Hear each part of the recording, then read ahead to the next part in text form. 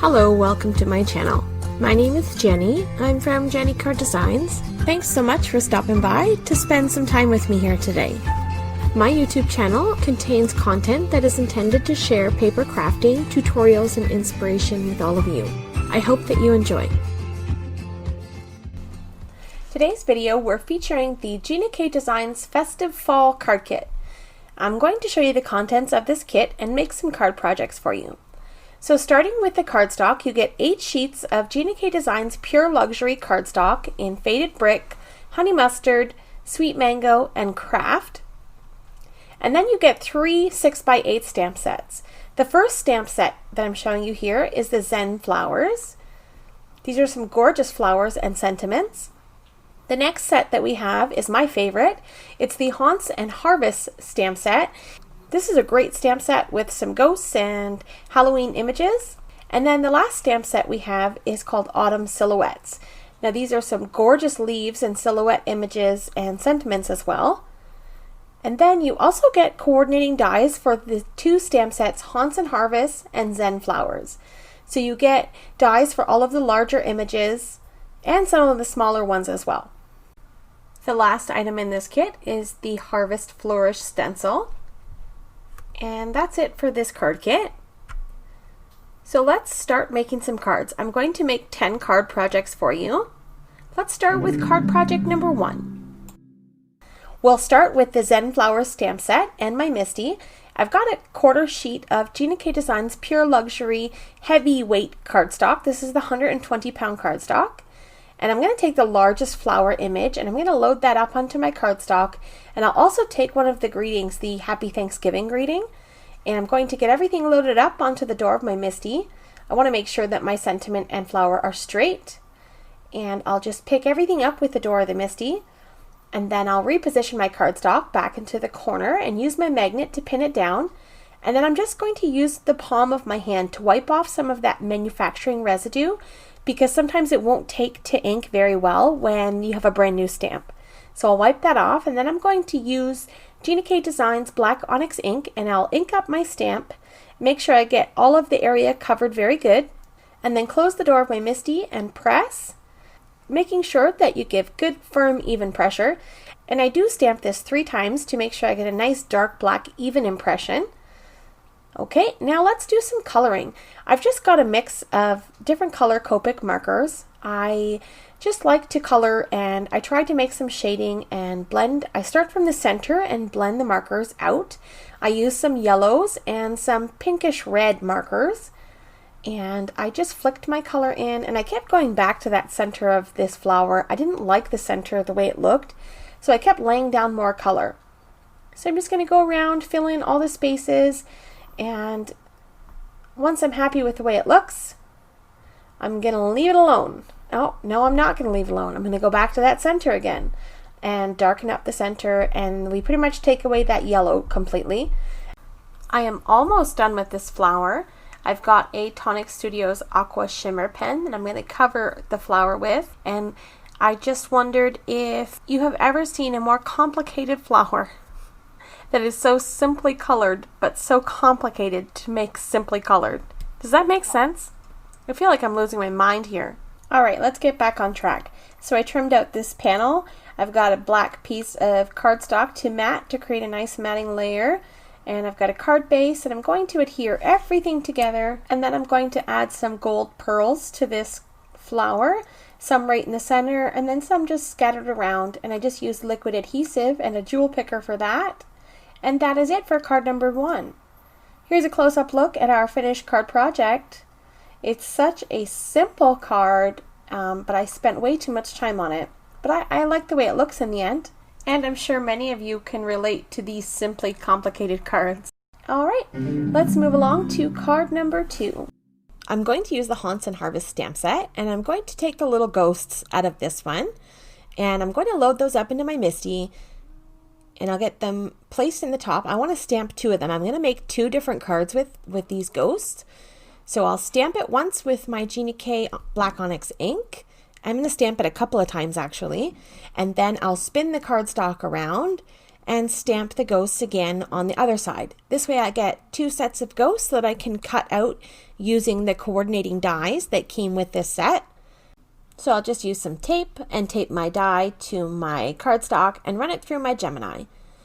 I've got this really cool embossing folder from Tim Holtz, and it's just like a spooky trees. So I've got some black cardstock, and I'm going to cut that down and stick it inside of my embossing folder and run it through my Gemini. And then I've got this brush and some white pigment ink, and I'm going to take my brush and just brush the pigment ink over top of the trees. And this way it gives it like a ghosty sort of haunted forest look. I think it's so cool. So I'll just use my brush and dust over the trees just to give it that little spooky look. And I think it turned out really cool. It's really neat. I love that embossing folder for Halloween cards. All right, so once that's done, I'm going to take a cloth and just sort of wipe it down and wipe off any excess white pigment ink that's sitting on top of my cardstock. And then tape everything to a white top folding note card. And I like the way that looks. So I'm going to take my little ghosts and I'm going to pop them up onto my cardstock, and I'm going to use the scraps that were left over from my cardstock when I cut down this panel. So I'll just cut them up and create my own little sort of black foam square dimensions, and I'll adhere those right onto my card base. I think these are such cute little ghosts and their little spooky background. Super cute. All right, so then I've got a piece of sweet mango cardstock. I just pulled out a scrap from my scrap drawer, and I'm going to stamp the trick or treat sentiment. And I'm just going to use my trimmer and trim out a little sentiment strip. I like that little pop of orange in my card. I think it just really creates the Halloween effect. Really super cute. All right. So I'll do the exact same thing with my cardstock. I'll use my leftover strip here to create a little bit of dimension in behind my sentiment so that it sits at the same level of dimension as my ghosts. And I like the way that looks. I love this little card. It's so cute. All right, so then I decided let's add a little bit of sparkle into my ghosts. They're too sort of plain looking for my taste. I've got a Nuvo Aqua Shimmer pen, and it's the glitter gloss pen, and I'll just run that over top of my ghost's eyes and mouth, and then they just got a little bit of sparkle in there. Super cute. All right, so that is it for this card. Here's a close-up look at card number 2. Super fun Halloween card. All right, let's move along to card number 3. I'm having so much fun with this kit. Now I'm going to take that extra set of ghosts that I had stamped, and I decided that I wanted to make a rainbow ghost. I know that sounds ridiculous, but that's just my style. I don't like to make cards too complicated, but I like to make them fun. So a rainbow that's right up my alley. So I'm going to take a bunch of Copic markers, and I'm just going to create a rainbow blend on my ghosts, and I'll blend them all in together and just going over top of my coloring a few times so that we have a nice smooth transition of color. And then I've got this embossing folder that kind of looks like a fence. So I think that's kind of cool for this sort of Halloween theme. And I've got a black card base. I embossed my panel and then I put it up to my card base, and I thought it needs a little something extra. So I grabbed a white piece of cardstock to see what it would look like with a white matte layer, and I wasn't a fan of it. So I decided instead to put some white craft foam in behind my cardstock to give it some dimension, and I liked the way that looked better. So I was happy with that. Next up, I'm going to take that Aqua Shimmer pen and I'm going to color my ghosts in to create some sparkle, because why would these rainbow ghosts not be sparkly? And then I adhered them to my card base. And then I went and heat embossed a sentiment that says "You're Spooktacular," and I just fussy cut that using some scissors. And then I popped that right on the top of my card base. And then I decided to embellish this card with some sparkly gems. So I just put some wet glue down on my card and picked up my jewels with a jewel picker and scattered them around in little groupings. And that's it. And this card's complete. So here's a close-up look at our finished card project and all of that sparkly gloss on my ghosts. I really like the black sort of solid background with my rainbow ghost popping out off of there. Super cute. All right, so that's it for this card. Let's move along to card project number 4. I'm going to be doing a little bit of ink blending and stamping for this card. So I've got the pumpkins from the Haunts and Harvest stamp set, and I'm going to stamp those on a piece of white cardstock. And then I'm going to move over to my silicone craft mat here, and I'm going to use some post-it notes to create a little ground on my card. And I'm going to use some purple and blues to create a spooky Halloween looking background. So I've got wild lilac, blue denim, and in the navy. And these are all JennyCardDesigns premium dye ink colors. And I just ink up my background, and then I move my post-it notes and ink blend a little bit of green. This is grass green onto the ground. And then I'm going to stamp a couple of the bats from the set. And I wasn't too sure where I was going with this card, and I thought I kind of messed up the ink blending a little bit because my post-it notes came undone. So I decided to draw a little spooky looking tree. I mean, I wasn't a huge fan of the tree. It didn't turn out the way I wanted it to, but it was all right. It was okay. Just continue coloring the pumpkins, so I'll leave that for now. I'll use 3 different shades of orange alcohol markers and color my pumpkins in. I've mentioned before that I have several different brands of alcohol markers. I have good ones, cheap ones, kind of whatever suits my coloring needs. I'm not a big colorer, but I do enjoy a little bit, and I always love the results when I do 3 color blends. So that's what I did for these pumpkins here. I did 3 shades of orange, and I really like the way that they turned out. Once I get the pumpkins all colored in the way that I want them to look, I used the coordinating dies to get them cut out. And then I did not like the white outline on the pumpkins. I thought it didn't look right. So I wasn't sure what to do. I thought about scrapping the whole card because the tree and the pumpkins, and I didn't know what I wanted to do. So I thought, well, maybe I'll try stamping the pumpkins right on to the background and see what happens. I had an idea in mind. And so I loaded up the pumpkins onto the cardstock, and I told my husband, I don't know what to do. He came in to offer his expert advice. So I explained to him what happened, and so I was going to ink up these pumpkins, and he said, why don't you put something under the tree here instead? So he took a look at the stamp set, and he liked the little kitties with the spiders from the set. So he decided to pull it off and see what it looked like on the card. It was kind of cute.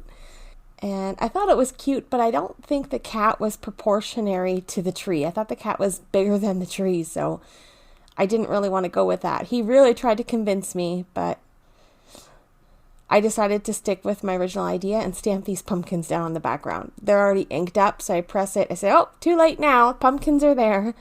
So my idea is to stamp the pumpkins and then cut out the orange pumpkins that I've already got colored and adhere them over top, kind of like paper piecing. So I fussy cut out these pumpkins. I cut off the white edge and the sort of the little handles, the pumpkin handles. I cut those off as well because they're already stamped on the background. So I get these adhered to my card, and then I was happy with the way this came along. It wasn't perfect, and it wasn't what I had planned originally, but it was okay. Not my favorite card, and the tree is a little bit weird, but oh well. If you have some other tree stamps in your stash, I think there's a nice one designed by Teresa Momber that has a nice tree that could go for a spooky looking tree. That would work better than my hand-drawn one. So I'm going to take this panel. I stamped Hey Pumpkin directly on my panel, and I'm going to adhere this down to a white note card, and that's going to be it for this card. This was one of those cards I almost gave up on. Even though I wasn't a fan of this card, I still completed the project, put it all together, and counted it as one of my 10 cards for this card kit. So here is a close-up look at our finished card. It's not terrible, but it's not the greatest. It'll do. Let's move along to card project number 5. Okay, for this card, all I have left is the finished product. The footage disappeared. I'm not sure where it is. but I wanted to leave this card in because I thought the outcome was gorgeous. So what I had done was watercolor some oranges, yellows, and greens on a piece of watercolor cardstock. I just loosely colored it and then dried it with my heat tool, and then I cut out the leaves using the coordinating die set, and then I stamped the leaves using warm cocoa ink, and I also used the warm cocoa ink to ink blend the stencil on the back of this card. I used the Harvest Flourish stencil and then a sentiment from one of the stamp sets, and then that was it for this card. It was a lot more complicated than what I showed you here, but I wanted to share the final card with you anyways, even though I didn't have any footage left of it. Alright, let's continue on with card project number 6. So for this card, I'm going to create a slimline card. I pulled out a piece of the Sweet Mango cardstock that was provided in this kit, and I'm going to cut down this piece of cardstock across the 11-inch side. I'll cut it at 7 inches. And this is going to give me my slimline card. So by cutting it at 7 inches, I will then take the cardstock over to my scoreboard and score across that 7-inch side. I'll score at 3.5 inches. And then I will crease the fold using my bone folder to get a nice sharp crease. This is my favorite way to do slimline cards because you have an extra piece of cardstock left that you can use for die cutting or a layering panel and such. So it's great for that.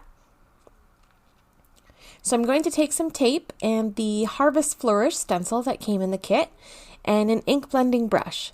I'm going to use some Sweet Mango ink, and I'm going to ink up half of my panel, and I'm laying down the ink pretty heavy. I really like this Sweet Mango ink when it's filled in nice and solid. It's a really pretty color, and I don't use it enough. It's really, really pretty.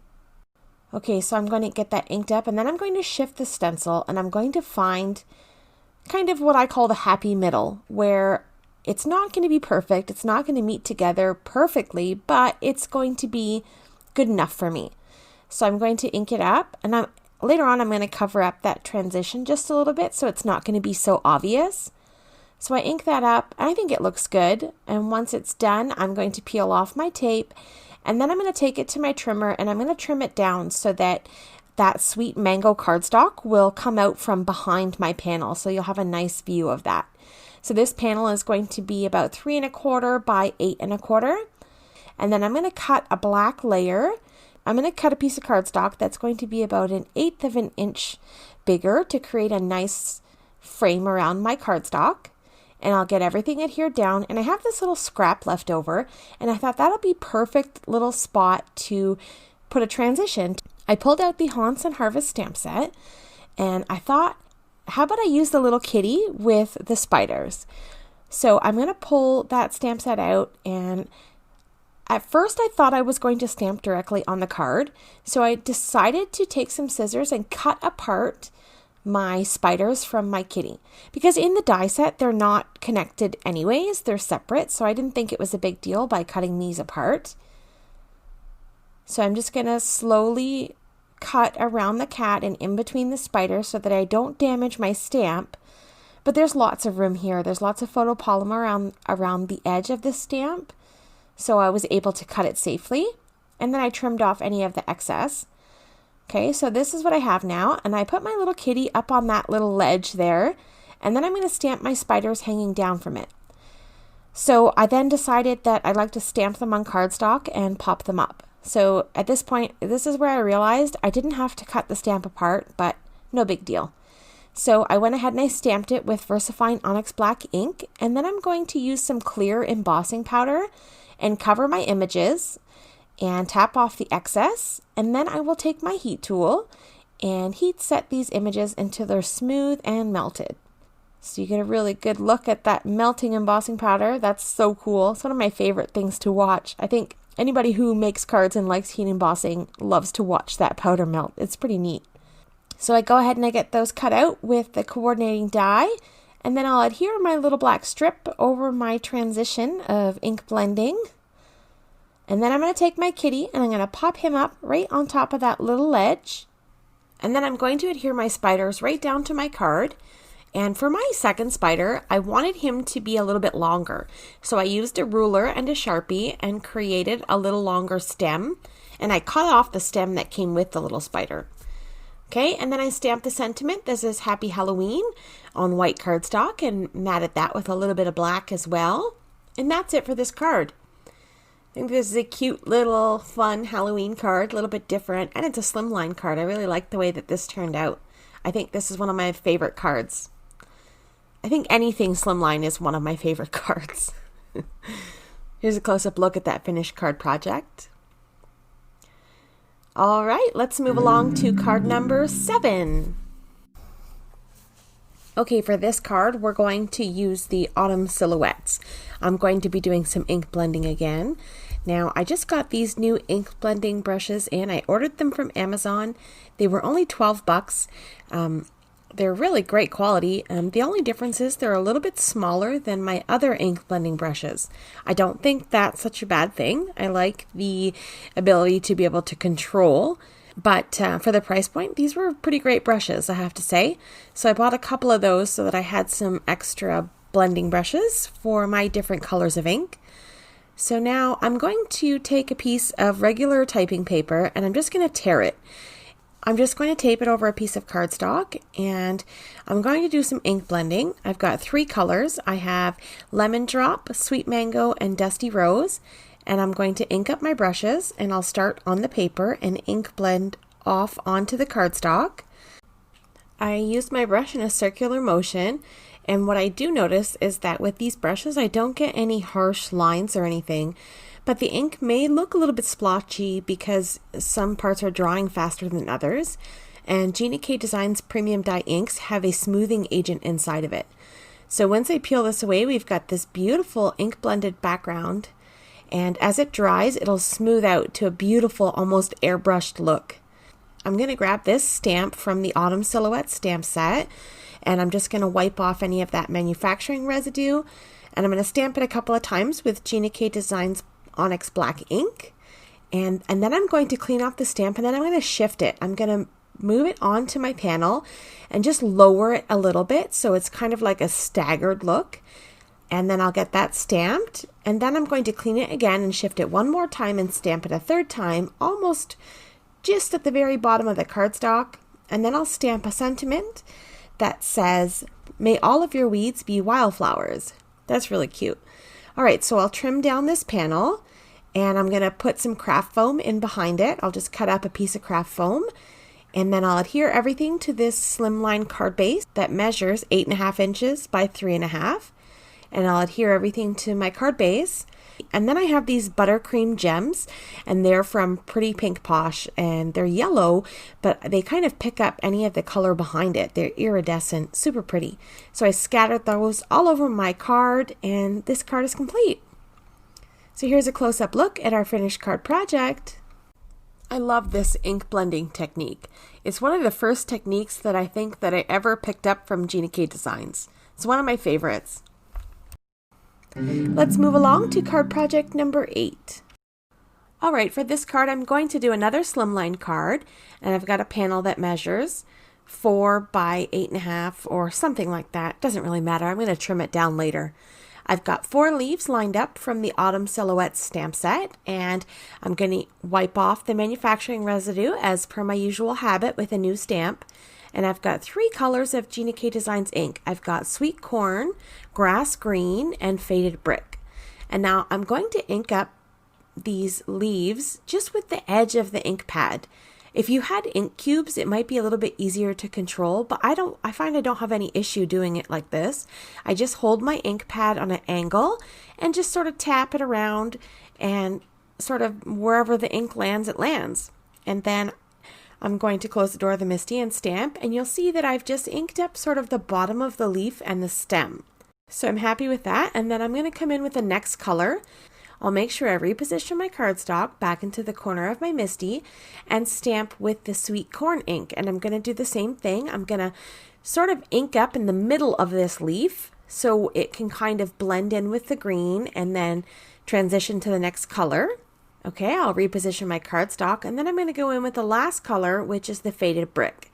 So I'm just going to ink up the edge of this leaf, and I find my faded brick ink pad is really bright, so I sort of tapped it off a little bit with my cloth so I didn't get any super duper harsh lines. And I think that turned out absolutely perfect. I really love the transition in color here. So I felt it needed just a little bit more. So I took a couple of those leaves and I sort of planted them in between the others. And I took JennyCardDesigns Sandy Beach ink. And this is just a nice light brown ink. And I just sort of stamped in between just to give us a little bit more interest in our card. And then it still allows our beautiful autumny colors to show through. Looks really great. I love this look. Okay, so now we're going to pull out 100 pieces of cardstock and decide which one I want to use.